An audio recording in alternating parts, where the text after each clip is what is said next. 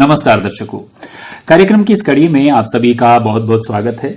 और इससे पहले कि हम आज के कवि के बारे में आपको बताएं, दो महत्वपूर्ण बातें मैं आपसे साझा करना चाहता हूं जिसके बारे में सुनकर आपको अच्छा लगेगा।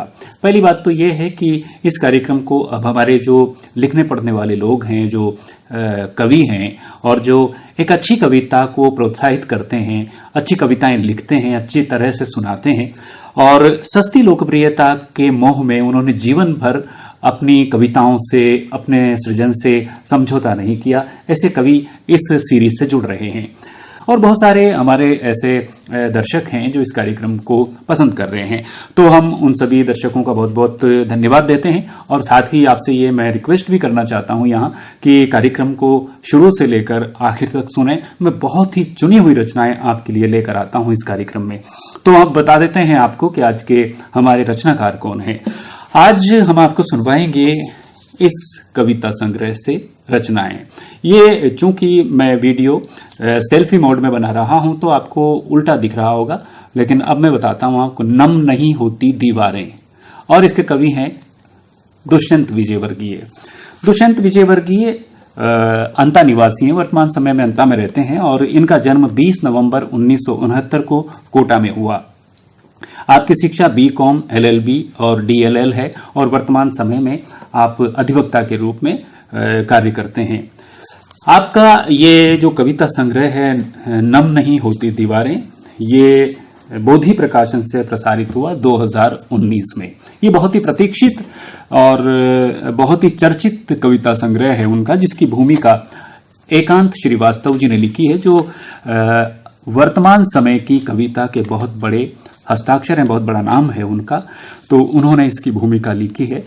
तो ये संग्रह आपको बोधि प्रकाशन से लेकर यानी प्राप्त करके किसी न किसी तरह जरूर पढ़ना चाहिए अगर आप इस रचनाकार को समझना चाहते हैं। और दुष्यंत विजयवर्गीय के बारे में मैं आपसे एक बात और कहना चाहता हूं, लेकिन ये बात मैं बीच बीच में कहूंगा आपसे। अभी आप सबकी जिज्ञासा होगी उनकी कविताएं सुनने की, तो आइए मैं पहली कविता से शुरुआत करता हूं। कविता का शीर्षक है एक गहरी खाई में। तो सुनिए कविता। मेरी मां ने हवाई जहाज नहीं देखा, किससे जरूर सुने हैं हवाई जहाज के। वह हवाई जहाज के सपने देखती है, सपने में हवाई जहाज देखती है। नहीं जानता किस आकार प्रकार का होता होगा उसके सपनों का हवाई जहाज। मेरी मां ने हवाई जहाज नहीं देखा, किससे जरूर सुने हैं हवाई जहाज के। वह हवाई जहाज के सपने देखती है, सपने में हवाई जहाज देखती है। मैं नहीं जानता किस आकार प्रकार का होता होगा उसके सपनों का हवाई जहाज। वह बैलगाड़ी की बातें करती है, छोटी दूरी लंबी यात्राओं के आत्मीय संस्मरण सुनाती है।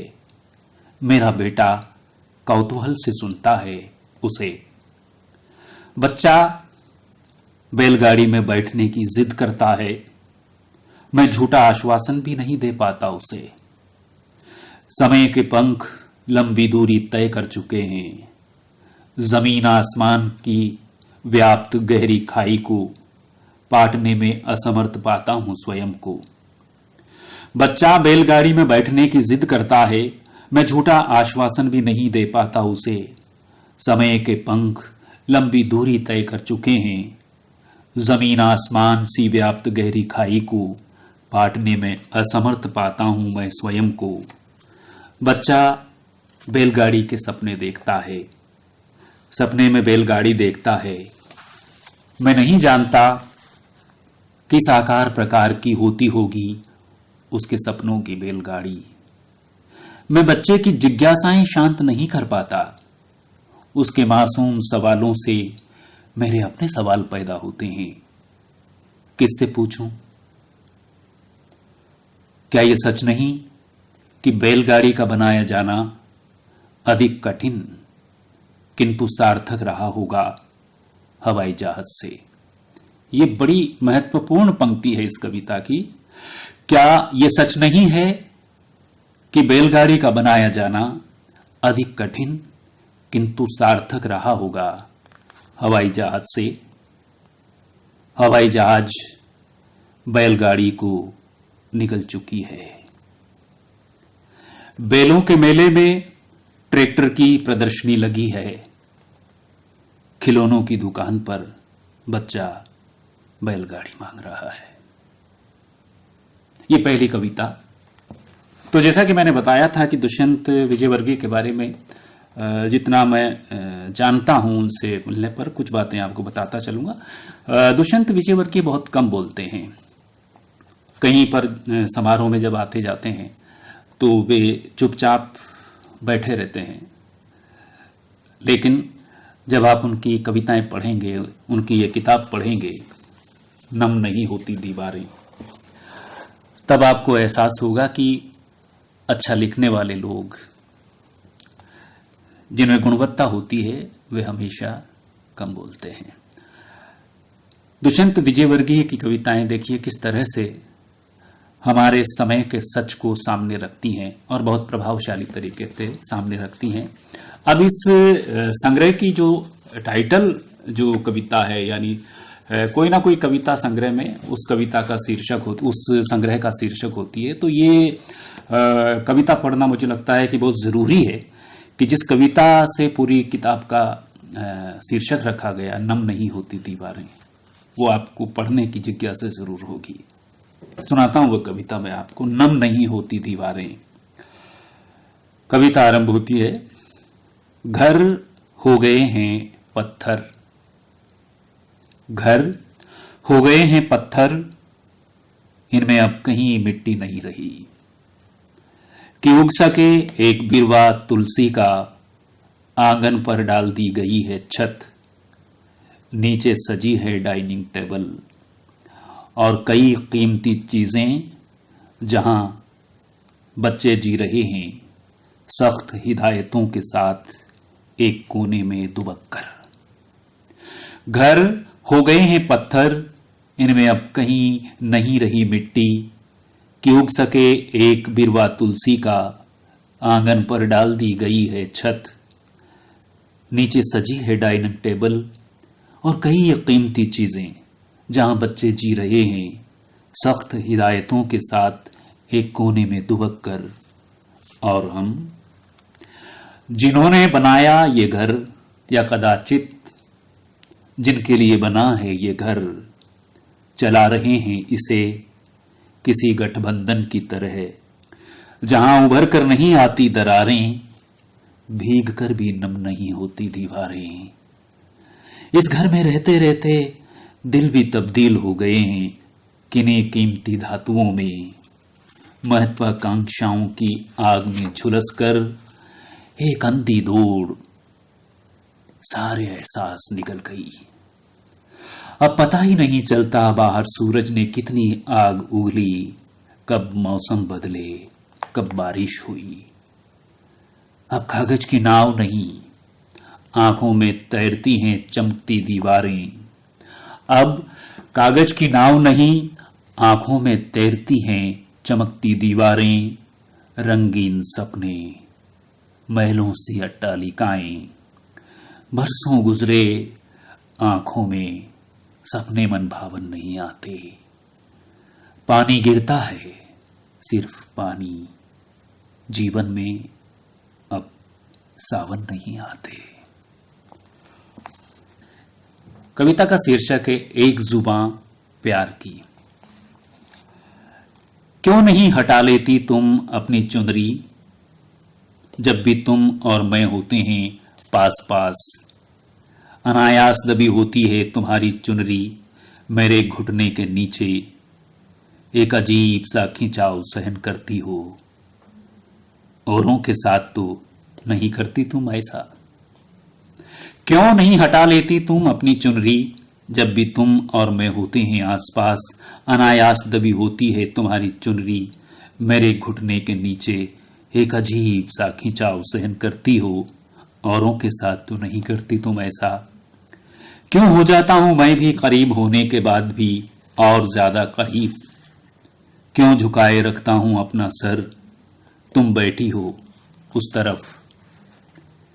शायद कुछ है तुम्हारे दिल में, कुछ है मेरे दिल में, फिर मुद्दत की मुलाकात के बाद भी कुछ कहती क्यों नहीं हो तुम, कुछ कहता क्यों नहीं हूं मैं। कब तक सहन करना होगा एक दूसरे को ये मौन संवाद। ये भ्रम तो हो नहीं सकता, न तुम्हारे लिए न मेरे लिए। यदि ये भ्रम है तो क्यों हो जाता है तुम्हारा चेहरा शर्म से रक्तिम, क्यों होती है आंखें एक मीठे एहसास से बोझिल। जैसे किसी ख्वाब को समेट लेना चाहती हो तुम, जाते जाते क्यों बना देता है आंखों से निकलकर कुछ गीलापन। रक्तिम हुए चेहरे को होश में भीगा एक गुलाब। मैं भी तो नहीं भूलता कभी अपनी कोई चीज, तुम्हारे करीब भूलना ताकि फिर आ सकूं तुम्हारे करीब। जिंदगी की दौड़ में एक तुम ही तो हो जिसे रोज देखता हूं कई बार मुड़ मुड़ कर पीछे। शायद एक हट तुम्हारी होगी और एक हट मेरी।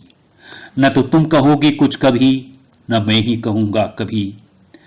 जब मंजूर है दोनों को जलना अपनी ही आग में तो ठीक है कहना या न कहना कुछ, किंतु इतना करना जरूर तुम कि बुझ न देना कभी इस आग को। देखना एक दिन तुम्हारी और मेरी दोनों की हठों को ठेंगा बताते हुए फैलते फैलते पहुंच जाएगी मेरी आग तुम्हारी आग तक, तुम्हारी आग मेरी आग तक। जल जाएगी बीच में आई वह झूठी हट, और एक होंगे तुम और मैं। न तुम्हें कुछ कहने की जरूरत होगी और न मुझे, तब खामोशी बन जाएगी एक प्यार की जुबान। एक और इनकी लंबी कविता है कुतर्कों के सहारे। लंबी है लेकिन उस कविता को पढ़ते हुए कभी ऐसा नहीं लगता कि बहुत लंबी कविता पढ़ रहे हैं। तो जब किसी लंबी कविता या लंबी रचना से हम गुजरते हैं और उसमें रुचि हमेशा बनी रहती है तो वह एक अच्छी एक सफल कविता मानी जाती है।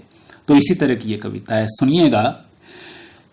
एक दिन आवाज आई छाछ ले लो छाछ, दादी चीख उठी प्रतिरोध की शक्ल में। गोरस बेचता है पाप लगेगा नरक में जाएगा। कुछ देर कुछ लोग साथ रहे, यानी दादी का समर्थन किया कुछ दिनों तक कुछ लोगों ने। फिर तर्क दिए जाने लगे और एक दिन जायज मान लिया गया छाछ का बेचना। छाछ बिकने लगी बाजार की विषय वस्तु बनकर। एक दिन मिट्टी बिकी, दादी ने विरोध किया प्रतिशोध की शक्ल में। मिट्टी भी मोल बेचेगा जिसने शरण दी है मां बनकर। तर्क दिए गए और एक दिन जायज मान लिया गया मिट्टी का बेचना। मिट्टी बिकने लगी खुलेआम हर स्तर पर। एक दिन आदमी बेईमान हुआ, दादी चीखी भला ईमान भी बेचता है कोई। जुबान की भी कीमत न रही। फिर तर्क दिए गए, धीरे धीरे जुबान ईमान का कोई मोल न रहा। ईमान बिकने लगा खुलेआम संस्कृति का अविभाज्य अंग बनकर। कई चीजें बदलती हुई गई कुतर्कों के सहारे और हम स्वीकारते गए हर बदलाव।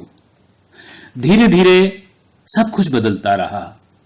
राजा परीक्षित का मुझे पता नहीं, पर मैंने देखा इस बदलाव में दादी कलयुग की आहट महसूस कर रही थी, किंतु सभी ने उसे अनसुना कर दिया। हर स्तर पर गिरावट को जायज ठहराया गया कुतर्कों के सहारे। दादी इस युग के लिए अवांछनीय हो गई। उसकी मृत्यु की प्रतीक्षा की जाने लगी और एक दिन लोग उसे शमशान रखाए सहर्ष गाजे बाजे के साथ। डगमगाने लगता हूं जब अकेला खड़ा होता हूं प्रतिरोध बनकर।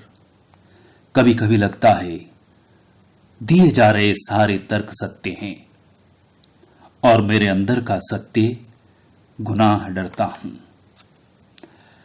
कभी कभी लगने लगता है कि दिए जा रहे सारे तर्क सत्य हैं और मेरे अंदर का सत्य गुनाह है।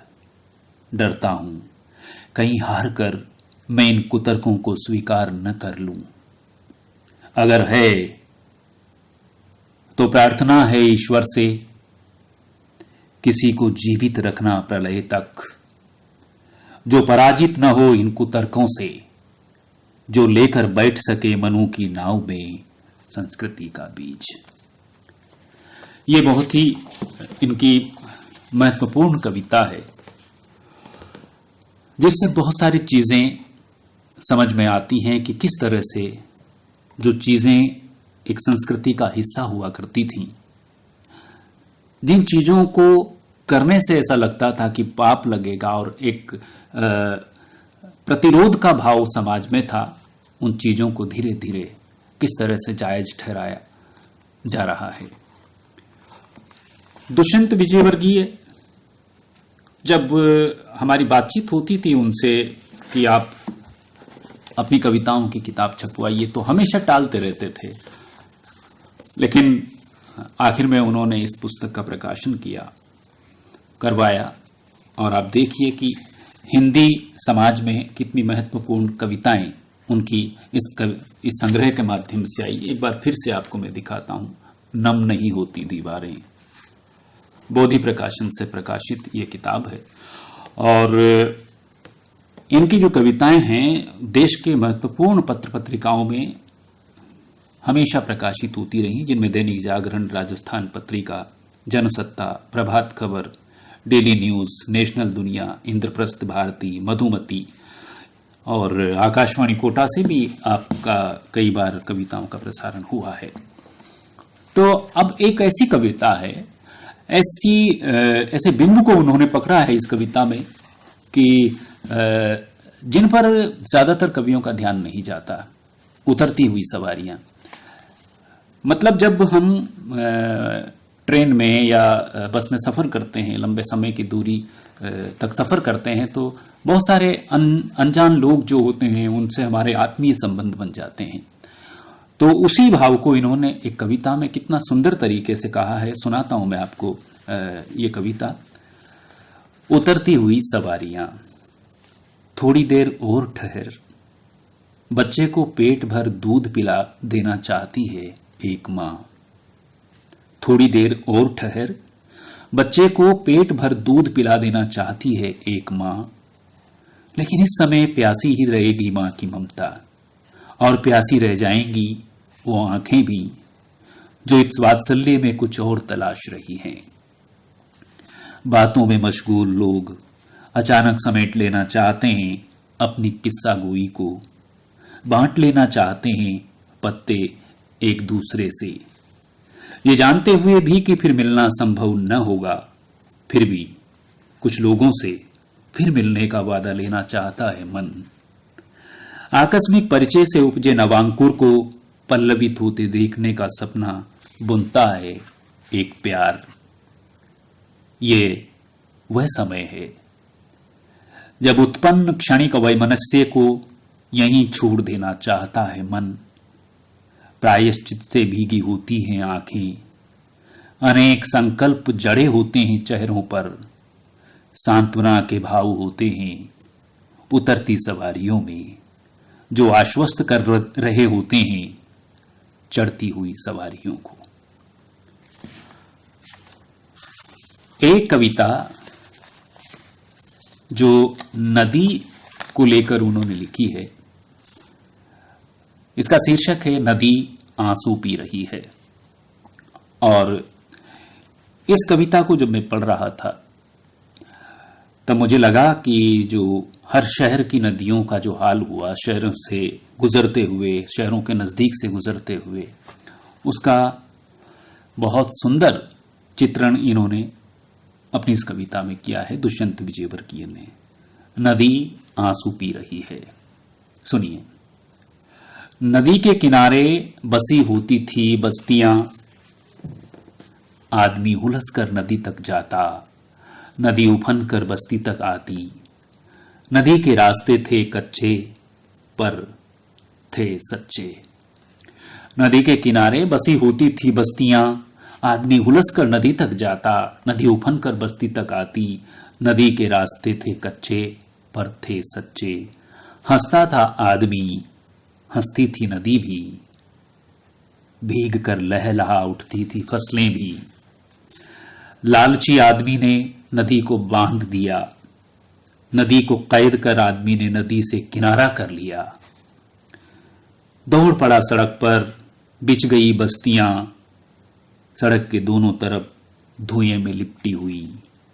उदास है नदी, उदास है आदमी, प्यासी है नदी, प्यासा है आदमी भी। प्यास, ऐसी प्यास कि आदमी नदी पीकर भी प्यासा। उदासी, ऐसी उदासी कि वत्सला नदी अब भी छलछला रही है। उदासी, ऐसी उदासी कि वत्सला नदी अब भी छलछला रही है। अगर कोई देख सके, नदी सूखी नहीं है, नदी आंसू पी रही है। एक कविता है दो बेटे और चार हाथ, इस संग्रह की। ऐसी कविताएं लिखने में कवि को बड़ी हिम्मत चाहिए। दरअसल ये जो कविता है दो बेटे और चार हाथ, ऐसी कविताएं लिखने से कवि थोड़े हिचकते हैं। उनको ये डर रहता है कि दर्शक और जो उनके जान पहचान वाले लोग हैं वो कहीं ये न सोच बैठें कि ये शायद इनके जीवन में घट रहा होगा। तो देखिए, दो बेटे चार हाथ, सुनिए ये कविता। दुष्यंत विजयवर्गीय साहस करते हैं ऐसी कविता लिखने का। कविता शुरू होती है, दोनों भाई बड़बड़ाते रहते हैं रोज, जब से टूटा है बाबूजी का हाथ, बुढ़ापे में जाने कहां से तुड़ा लिया हाथ। आफत कर दी सारे घर में, रोज इन्हें नहलाओ धुलाओ, चड्डी का नाड़ा बांधो, हाथ से खाना खिलाओ। कितनी बार कहा इनसे, अंतिम समय है जीवन सुधार लो, मत जाओ बाहर, माला जपो घर में बैठकर। इन्हें तो सिर्फ दो रोटी से मतलब होना चाहिए। हर गलती पर टोकने वाले बाबूजी, गलत राह से रोकने वाले बाबूजी, बहुत ज्यादा बोलने वाले बाबूजी, मन का हर भेद खोलने वाले बाबूजी, चुप रहते हैं, कुछ नहीं कहते, सब सहते हैं, सभी जानते हैं ये सब बाबूजी को बुरा लगता है, लेकिन बाबूजी को बुरा लगना किसी को बुरा नहीं लगता। जहां तक संभव हो नहीं मांगते बाबूजी कभी किसी का साथ, फिर भी मैं सोचता हूं कभी कभी, अच्छा ही हुआ जो टूट गया बाबूजी का हाथ। नहीं तो चले जाते बाबूजी दुनिया से, दुनिया की सेवा करते करते अपनी इच्छा से मौका नहीं देते किसी को सेवा करने का। मुझे अच्छी तरह पता है उन्होंने धुलाया नहीं कभी एक रुमाल तक मां से, इसलिए सोचता हूं अच्छा ही हुआ जो टूट गया बाबूजी का हाथ। मरेंगे नहीं बाबूजी, अब रहकर भ्रम में जीवन में ही पता चल गया कौन क्या है, क्या हैं वो जिन्हें कहा करते थे बाबूजी दुनिया के सामने फक्र के साथ। मेरे दो बेटे, मेरे चार हाथ, मेरे दो बेटे, मेरे चार हाथ। मां पर दुष्यंत कुमार ने लगभग 10-11 कविताएं इस संग्रह में लिखी हैं। एक कविता सुनाते हैं मां पर आपको। मां कितनी अच्छी संवारती है सारा घर, मां कितनी अच्छी तरह संवारती है सारा घर, हर अच्छाई को बनाए रखती है दिल में, हर बुराई को बदल देती है किसी परछाई में। चाहे वो कोई पुराना फालतू वस्त्र या कोई मुझ जैसा पुत्र, हर पुराने कपड़े को समेटकर बांध लेती है वह एक गांठ विश्वास की। उसका आत्मविश्वास होता है कितना प्रगाढ़ कि बदल देगी एक दिन इसे किसी अच्छाई में, बनाए रखेगी इसका अस्तित्व वह लेती है एक दिन फेरी वाली से इसके बदले चीनी का एक कटोरा, और दरक जाता है जब वह कटोरा, जैसे किसी स्वार्थ से दरार पड़ जाती है रिश्ते में भाई भाई के। तब भी वह उसे फेंकती नहीं, बल्कि लगा देती है उसमें डालकर मिट्टी, कोई पौधा, कोई फूल, जैसे मुझ जैसे पुत्र में डालकर स्नेह की मिट्टी पैदा कर देती है कुछ गुण। मां के पास हर बुराई को अच्छाई में बदलने का सूत्र है। मां संवारती है सभी को, चाहे वह पुराना फालतू वस्त्र हो या कोई मुझ जैसा पुत्र। इस कविता संग्रह में उनकी लगभग 96 कविताएं शामिल हैं। हर कविता अपने आप में महत्वपूर्ण कविता है और इन सभी कविताओं को हमें पढ़ना चाहिए। तो साथियों, आज के इस कार्यक्रम में हमने अंता निवासी दुष्यंत विजयवर्गीय की कुछ रचनाएं आपको सुनवाई, और हमें उम्मीद है कि ये कविता संग्रह नम नहीं होती दीवारें आप इसे मंगाकर ज़रूर पढ़ेंगे। बोधि प्रकाशन से ये प्रकाशित हुआ है और आजकल ये किताबें अमेज़न से आसानी से मंगवाई जा सकती हैं। ये सीरीज़ आपको कैसी लग रही है टिप्पणी में यानी कमेंट्स सेक्शन में ज़रूर लिखिएगा, और अगर अभी तक आपने ये चैनल सब्सक्राइब नहीं किया है तो ज़रूर सब्सक्राइब करें। और अब आज के इस प्रोग्राम से हमें इजाज़त दीजिए, लेकिन चैनल को सब्सक्राइब करना ज़रूर याद रखिएगा। तो हमारे समय की कविता कार्यक्रम की आज की कड़ी से अब रामनारायण हलधर को अनुमति दीजिए। नमस्कार।